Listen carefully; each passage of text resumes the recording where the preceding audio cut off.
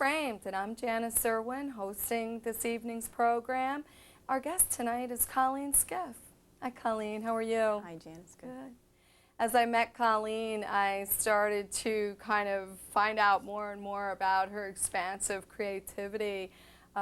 Just her painting style alone has evolved from so many different mediums and different styles that I think it makes Colleen one of the more interesting painters. And along with painting, she does sculptural work in all different kinds of medium, but I'll let Colleen speak to you about that. Okay. Where do we start? Yeah, where did you start with your art? As a child, you were painting and drawing away. I was asked that today by a 13-year-old. She said, when did you start becoming interested in art? And I said, at kindergarten, when they wouldn't let me have it because I put my head up during recess or after lunch. Oh, so it was your punishment? You couldn't go to art class? You couldn't have art class. It was devastating. Now, see, I don't think anyone should ever punish someone with art or phys ed or music or anything like that. That was a very clear moment that art was very important to me, and don't take it away from me. So I was really good after that. Oh, that's really great, though.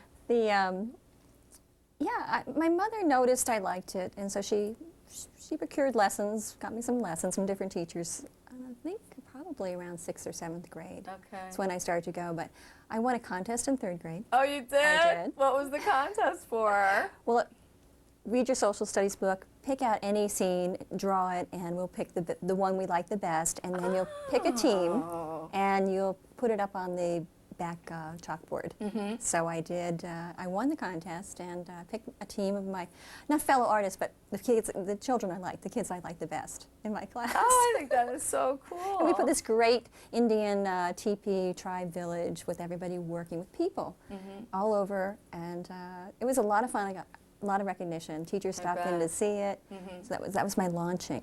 And I remember the boy that he had done the cliff dwellers. His name was Rusty. And I thought, nice drawing, but I hope they pick me. And they picked me because I had more variety, I think, in the work. Not that I was a better artist, but it was just, there was more to it. Okay. And we had a good time, so that was the first time. Were you encouraged to proceed with your art at home? Were you painting and drawing, or your folks? I don't remember a lot of supplies? Yeah, I don't remember a lot of doing. It was mostly, I remember at school. It was definitely getting that recognition. Oh, well, Colleen, would you do the Lost and Found box, or would you do the scenery? It's like, yeah, cool. Like they're recognizing who I am. But my mother was the one who helped me go further with it.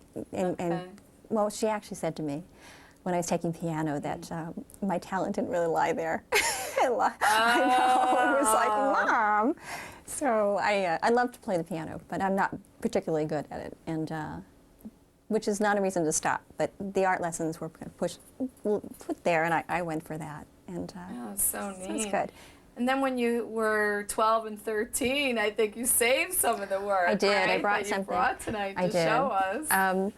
I took from a very nice lady, whose name I can't remember, but I remember that she had a file cabinet full of just tons of pictures, resources, and I picked this dog out, and we had puppies and dogs when I was growing up, and lots of good recognition for this. Everyone loved it. It was phenomenal. It was a sense of being just recognized, and of course, ego brings your ego up. So that was fun. Was this a school project or something you did? No, at and home? after school. So this is the first time I remember out of school that I did something. Okay. I must have been scribbling at home. I don't know. Wow. So I did that. I think it's really neat. Then you have the framed work, I think. Oh, right yeah, by that's the right. chair too. Now, how old were you when you did this one? This is another one at 13. This is just a little, I'll turn it upside down there. A little oil of someone famous who did the Four Seasons, whose name I can't remember, but I liked color and I liked to paint. So I found, and the teachers were great. Watercolor and tissue paper, oil painting, acrylic, drawing, charcoal, introduce you to a little everything. And I love drawing what I saw, and the shading and the color and the mixing. Definitely hooked. Yeah. And I haven't stopped since. And maybe being introduced as a multimedia. They tried a little everything. I've been doing that the rest of my career, and that's why we have so many different. I know. just this artwork. one. Just, I know I'm jumping out of order. You are jumping out of order. This is so spectacular. Now, what's the medium with this? That is an alkyd, which is a fast-drying oil. I like to work quickly. I went to acrylic, drawing to acrylic. Oil was too fussy for me. You had to wait till it dried before the next layer could go onto it. This dries overnight, and then you can work back into it the next day. I do a lot of portraits, a lot of scenes of my children in scenes in relationship to each other. And this is when she was 4, I think Tyler about 1, 4 or 5, and Tyler 1 or 2. Their relationship, Emily's a more intense personality. Tyler's watching out for her, but he's an independent person too, and it's fun putting them in a setting like this. She's no angel, but I love her. She's an angel to me. I have a lot of work that is about relationships. This is an early one, so we're going to do an early one. This is how I painted, I'd say for years, very realistically. A scene this particular scene is my home that I built when I was 25, and my daughter when she was born. And this is an interior-exterior shot. And a chair I reupholstered, the first one I reupholstered, and the painting within the painting within the painting. Wow. It was, and you don't lose the first ones. The first of a series, the one that opens up your kind of your mind to possibilities and thoughts. They're all records of moments. They're all journal entries. They're all self-portraits. Wow. Every painting that you do is an entry into your diary. So it's very interesting. After when you were in about junior high or middle school age, were you painting realistically at that point, and then how did your process sort of change? You're influenced by the teacher. Yeah, that's what I think. Yes, you are. Conform. You conform. Right? I was doing acrylic seascapes with a palette knife. But I sold them all. They're gone. I don't have any of them. I was selling in high school, and won some the regional key awards, things like that. And then I decided to not go on to school for art, but to go on to be a medical technologist. Oh, okay. But I switched before I started my freshman semester, and I thought, no, I don't want to be a medical technologist. What is a medical technologist? Anyway, so I switched to art, and the school I went to was a liberal arts college. So a little bit of art, a lot of everything else. It was fun, but I think that's good, though. It's a good well-rounded, yeah. So I found it frustrating. It wasn't until I finished college that I spent time working on a series of work, and that's when I switched to watercolor. It just really became intensely, then I wanted to learn about lighting, atmosphere, scenes, all the things you need that you don't really spend the time when you're taking many different courses. If you're not taking directed, when I visited the Pittsburgh School of Art, I would have loved that. Art course on top of art course. Yes, I know. I would have. I enjoyed my graduate work because everything's made sense, and I have a degree in art therapy, and I love that. Everything I do has to do with art. That's terrific. It's great. So all of your many careers, they all blend or gel. Involvements, because I know you do have a lot of interesting aspects to your life. And I think they're all about art. They are all about art. I run a gallery too, so that I can show other people's art, not my own. But I meet artists and I learn from them, and we share dialogue, we share ideas, and get stimulated from each other. My work has become much more introspective, and I have moved into sculpture. First, I'll talk about the watercolor. Yeah, because now that was so up and through till the end of college, you were painting pretty much realism. With a little bit of everything. In college, you're doing abstraction, hard edge paintings, a little everything. And then it kind of shifted then. I wanted to learn to draw and really learn about color, and I went totally into pen and ink and watercolor. And so this would be, they're really little, the ones that I brought, but this is a little scene. That's cool. And this would be a typical little watercolor scene. Wow. I'm very, very glad that I spent the time on this, because I love those. I have the background now to do whatever I want to do. And I do figurative work. I was playing with dyes. There's a The one next to you is actually silk cloth, hand-painted with dyes.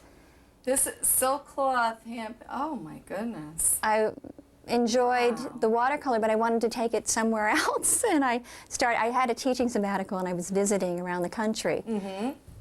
And when I went to museum shops, they had hand-painted scarves, and I thought, oh, great, I don't have to frame it, I don't have to mat it, I don't have to use glass. And then I would spend all this time on these scarves and thinking, but I'm not seeing the painting. So I stretched a few onto canvas like that, or I onto think a that stretcher. works really well. I think it looks really neat. It's you know? fun. And you have another one I with do. fabric here that I just love the colors of this one. When Colleen showed it to me, I said, oh, it's after my own heart. You know, I do like these light colors. This is actually just pieces of silk, dyed silk, on top of a watercolor. So I'm blending the two mediums now. Wow. And this, I do a lot of self-portraits because I'm a cheap model. I don't have to pay me. And so you can play with the different styles. And I had a little fun with this. This is sort of falling apart now. I don't care about the end product. I care about the process. And that's why I think I'm an art therapist. The process is very healing, it's very relaxing. The product you do learn a lot from, especially when I go back and look at work that I've done, and I remember those moments and what I was feeling at the time and what was going on in my life at the time. So they're wonderful records. Well, that's the one thing that I really admire about your work is how fast you work. You just can sit down and you just can pound out. I mean, so many shows, so many paintings are for a show, like within a week. I know you just went through that. That's true. I mean, how many did you draw within a week, I think? Well, watercolor is very fast. Watercolor is very fast. The styles, these are my daughter, who's 24 now, her shoes. They look really cool. And that's a nice record of the home we lived in. This is the floor. And then I have This one I love. This is Emily, who's 13 now, but this is when she was younger, did her shoes at the time. And this would represent myself and maybe my mother. So little elements in the still life will tell you about more than there's more there than just what you might say. That was the one thing when you were speaking to me about your portrait work, how you really bring out not just the physical qualities of the person, but that it's really more about who they are. Oh, you want to see it too? Yeah, I don't know if you have those. I do. I have. Look at this one. With me, this is a good one. Yeah. Okay. This is a psychological portrait. Psychological portrait. That's what all you're in purple, unlimited palette. Jeez. A lot of fun. This is the same Emily that's up there. I keep choosing green for her. Yeah, I know. It's because I didn't know that until just now. It was more green, and then when I looked at this, I thought, gee, that's like green too. So, Colleen, what's that about? Color. We associate color. Your psychological portrait, and we associate colors with different people. Okay. I don't know if I want to analyze myself. This is myself in purple and pink and blue. Just a quick little sketch. You think about things for a while, and then one day you just sit down and you produce a lot of work. Let me talk about. Oh, I want to show you these. I'm excited about these. Yeah, I want to see those watercolor ones too. These are watercolor with words on top. I started writing poetry and started incorporating it. That's not new, but it's new for me to do that. And these are they're done with watercolor and gouache, so I can build up some opaque areas and some very emotional scenes here in a different format, very long. Here's a snow scene. Yes, I like the format. So you can change. Look at how this one, I just noticed this. Oh, another portal. Another portal. We haven't gotten to portals yet, but we will. But that's probably the foreground. Yes, that's what I'm doing now. That's the beginning of We'll talk about this one. This is the beginning of the woman breaking out and the influences. All these people would be influences in this particular woman coming of age. And that came just before some of these. So each one leads to the next one. And what you're doing and how it's all coming together. There are many series that are not here. To answer your question from before, I will produce 20 pieces within 2 weeks, but it depends on the medium. If it's watercolor, I might produce 20 in a week, 4 a day, 4 drawings a day. But you're working intensely and you've dropped everything else, pretty much. For the show I just put up, I had 34 pieces I did in 6 weeks. But many of them were drawings I did quickly, and I did stained glass light boxes and stained glass to go with the other work. And they're all related, and it's about the circle, about the portal, about looking inward and also looking outward, doing some evaluation. And that the circle's very centering. When you take a circle and look into it, it's a focal point, brings you into the piece of work, and the circle represents the moon, the earth, the planets, the seasons, the cycles. So that's what I'm doing in my work right now. And I'm playing with, not just playing with all mediums. This is actually just what we call, not just a sample, but a prototype yes. for a larger piece that I might want to make out of boards or doors. I'm not sure yet. And I was playing with the different types of stained glass, and that led to another particular piece. Because one thing with the portals, I know you were using these handmade papers of all beautiful colors, and they had all these rich fibers in them, and then drawing a sphere and having a whole entire drawing, a landscape or different image within that sphere. And then also, on some of them, you were drawing on the outside also of that sphere on the paper. Those pieces are in a show right now. We have some shots that we'll show you. What I did in some of them, I drew scenes that were very important to me. One is the day that my water broke to have my baby. Oh! Emily. It's a snow scene, and around it are bricks. So I'm talking about human and nature, how they interact and dependent on each other. The bricks are from clay, clay's from the earth, clay and water, clay gets baked. You build with the clay bricks, you take down from the clay bricks. Looking at the relationship between man-made and nature, and important moments in my life. There's different relationships that I'll make between man and encroachment upon nature, pollution in the water, the factories, and I can do it with some of the glass. Some of the glass that I buy has a nice oxidation to it. Some of it is very blood red. Some of it is very dirty brown. And I use the colored glass as another way to make a statement. There's some striped glass. There's some red. So I know the whole portal idea or theme in your work started two-dimensionally, correct, on the paper? Was primarily two-dimensional. It has to three-dimensional sculptural work. And I don't know where the ideas come from. This is a mountain range of noses. It's very different. It's fun. My son, who's there, Tyler, Emily, Shauna, myself, my husband. From the side, you'll see it's a little mountain range. And within a portal or circle, I've done many merging bodies in clay, and just having a little fun with this. And whatever idea comes, some never make it past the drawing board, and some turn into series. One of them, I didn't know I was going to do stained glass in this series. And this is just one of the ones that didn't go to the show, but it's one in the portal series. And here's you have this sky and the water. This is very clean, but you have broken glass to show. And glass, this is man-made, so it's not nature. It's man-made glass showing nature, but glass comes from sand, and sand comes from, of course, nature.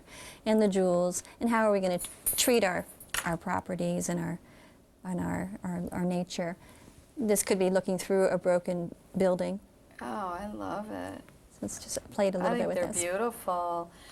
Colleen, now, if anyone's interested in looking at more of your work or finding out more than I know we'll have time for in the show, how would you like them to contact you? Do you have a phone number? I have a couple. Address you'd like to They can call them? me at 439-2955, which is my home phone number. They can also get me at the Fulton Street Gallery, and that's 274-8464. And other artists' work too. Oh, the Fulton Street Gallery is a wonderful place to meet artists and see their work. Wow. Well, along with all of this, I mean, Colleen really has so much more than this to share with all of you in her paintings. She's also an art therapist and an art teacher, and there may be some other surprises for me also that you have. I don't know. Many things that you do. This is enough for now. So, how did it all evolve with the art therapy? The art therapy, I was teaching public school art for many years, and when I first started, the children were very calm and respectful. And as there became more divorces, more children without support systems, there seemed to be more acting out. The art room is easy because you have the art materials. It's friendly. It's friendly. I think it's a friendlier Very space friendly. for a lot of children and adults also. I think people tend to really feel comfortable and kind of get closer in an art Well, art therapy, situation. it's easy to build trust quickly because of the art materials, so it's easy to work with children with it, and they can draw what they feel just by drawing. Just a session where you would be with them, you would see things in their drawings, low self-esteem, you would see anger, acting out, you would find they would draw people, and some would be monsters rather than people. Maybe an abusive parent would be drawn very large with huge hands. You would see things in the drawings. So I wanted to learn more about what was in the drawings. So I went back to school and Oh, okay. learned more about what might be in the work. You never say what it is. You need to look at a lot of work and work with a child and never take one drawing as saying what is or isn't happening. That's very dangerous to do that. But it's a good way to start opening the door to what might be the problems, and then you always consult with other psychologists. You're working as a team, but there's a way for you. And also clay. Clay is a great way to work with them, with children, anybody. I've worked with alcohol and drug rehabilitation, schizophrenics, depression, eating disorders, just about every population with the art therapy. And it's been very effective. And then you work with other therapists, expressive therapists, psychodramatists, and you act out the roles of the family, and then you can make the different family members, and then you can place them within the house and the relationship between each parent. And you're not trying to manipulate, but you're just trying to help whoever you're working with get a handle on what's going on in their life. And the drawing or what they do is a record of what session you just went through, and then later you can go back and look at them when it's not so emotional, little distance from it. So it's very effective, very good. And you're also teaching, and you own or have the Fulton Street Gallery. So It's a lot of hats to keep switching. Yes, I think it's fabulous that But it's you're- exciting. What I learned from the artists, I can take it back and teach, use it, and introduce the artist to the students. It keeps me stimulated so that I keep trying new things. Again, that brings great lessons back to the students. We're doing circle bowls with an interior design and exterior design. And it feeds you, each one. Because as a teacher, you give a lot out. You need to be replenished. Anyone does. Now, what ages are you teaching, or what ones do you like to teach? I like all ages. All I do ages? like all Do you ages. do primarily children? No, I don't. I teach adults watercolor drawing and sculpture, okay. and after school I have teenagers come for classes. I go into 2 alternative schools and teach the art programs for them. So every day's a little different depending on the day. Wow. And you're also doing your clay work and firing sculpture and Or firing pots at somebody night, else's, and, yes. Every time I speak with Colleen, I think she's worn about 4 or 5 hats that day alone, and I think it's really admirable how you keep all of that going and do it So all many so well. people do it though. They do. They take the hats off and on, being mom or working or whatever they're doing. So I'm not that unusual. How long have you had the gallery? The gallery's been open since '97 in the fall. It's exciting, but it is a nonprofit, so it needs support. We don't, all volunteers, no one's paid.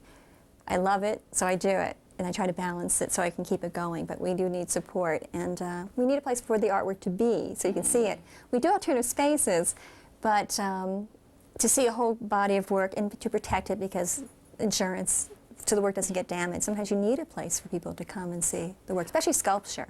I opened it for that reason. Oh, for sculpture? Because you can't do sculpture in many public spaces. That's right. Yeah. Now, what's the actual street address of the Fulton Street Gallery?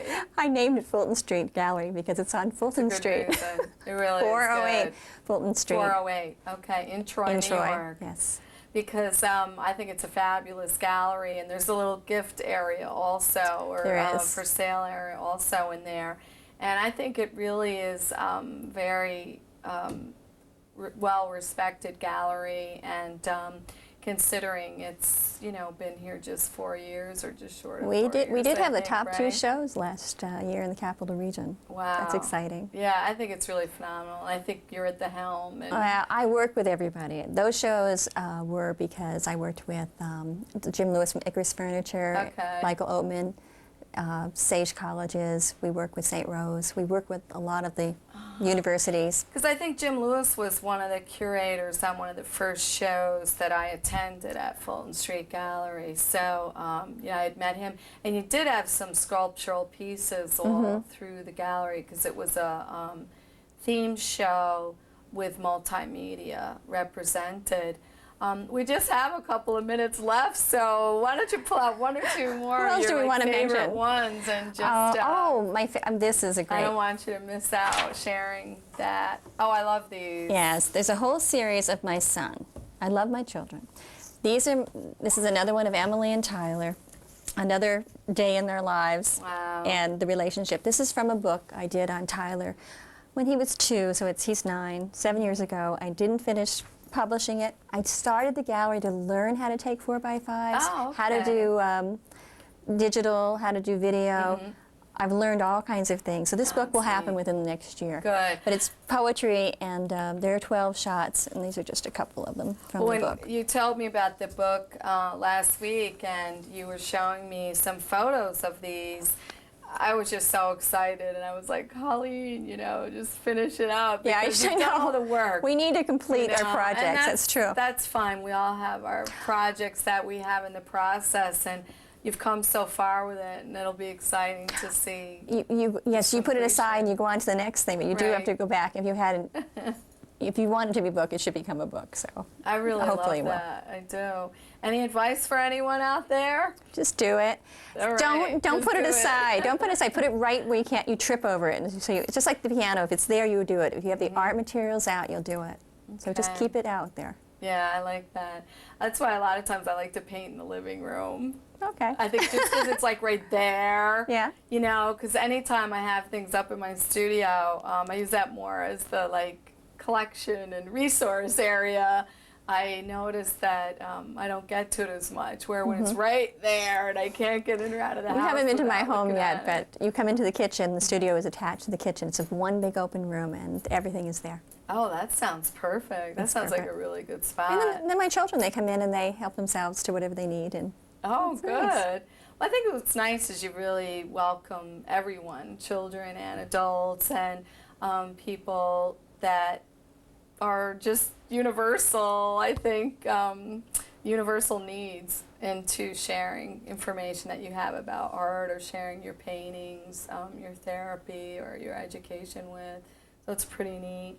So we're just at the end, and I want to thank you so much for coming on Framed. thank you. It's fun. Okay. See you next time.